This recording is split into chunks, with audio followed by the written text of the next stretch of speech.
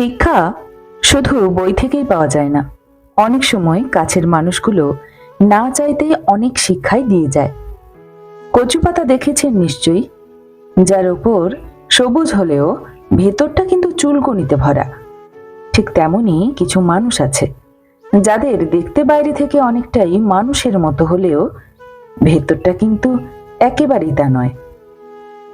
সুন্দর চেহারা একদিন বৃদ্ধ হয়ে যাবে, কিন্তু সুন্দর ব্যবহার কোনো দিন বৃদ্ধ হবে না। নির্দিষ্ট লক্ষ্য, ক্রমাগত জ্ঞান সঞ্চয় করা, কঠোর পরিশ্রম করা ও হার না মানা মনোভাব, এই চারটি জিনিস মেনে চলতে পারলে যে কোনো কিছুকেই লাভ করা যেতে পারে। যদি জীবনের প্রয়োজনে নিজেকে বদলে ফেলতে হয় তবে তাই করো। তাতে হয়তো কিছুটা কষ্ট পেতে হবে, তবু যে তোমার মূল্য দেয় না, যে তোমাকে বোঝে না, তার অপেক্ষায় থেকো না। রাগ কমাতে শেখো, না হলে অনেক ভালো ভালো সম্পর্ক খুব সহজেই নষ্ট হয়ে যাবে। আপন ভেবে কাউকেই মনের সব কথা বলো না। এমন সময় আসবে সে তোমাকে তোমার কথা দিয়েই আঘাত করতে পারে।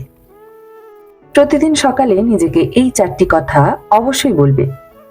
আমি সেরা, আমি নিশ্চয়ই পারবো, সৃষ্টিকর্তা আমার সাথেই আছেন, আজকের দিনটি শুধুই আমার।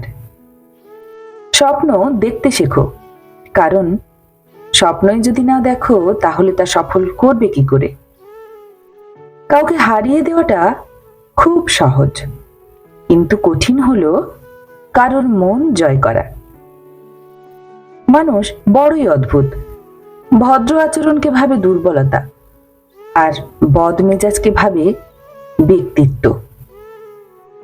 তুমি তোমার ভবিষ্যৎ পরিবর্তন করতে পারবে না, এ কথা সঠিক, কিন্তু অভ্যেস সেটা পরিবর্তন করতে পারবে নিশ্চয়ই। আর সেই অভ্যেস তোমার ভবিষ্যৎ পরিবর্তন করে দিতে পারে। মানুষের জীবনে প্রতিবন্ধকতা থাকা ভীষণ দরকার। বাধা না থাকলে সফলতা উপভোগ করা যায় না।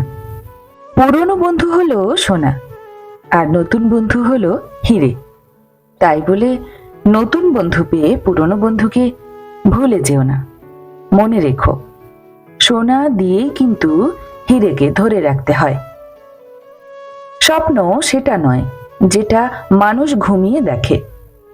স্বপ্ন তো সেটাই যেটা পূরণের প্রত্যাশা মানুষকে ঘুমোতে দেয় না।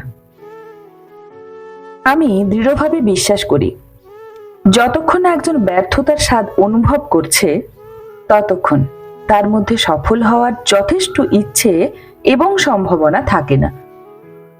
সূর্যের মতো উজ্জ্বল হতে গেলে প্রথমে তোমাকেই সূর্যের মতো পড়তে হবে।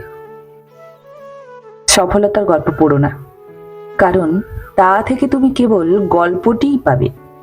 বরং ব্যর্থতার গল্প পড়ো, তাহলে সফল হওয়ার উপায় পাবে। আগে নিজের পায়ে দাঁড়াও, তারপর সকল জাতির থেকে শিক্ষা গ্রহণ করো। যা কিছু পারো নিজের করে নাও, যা কিছু তোমার কাজে লাগে তাই গ্রহণ করো।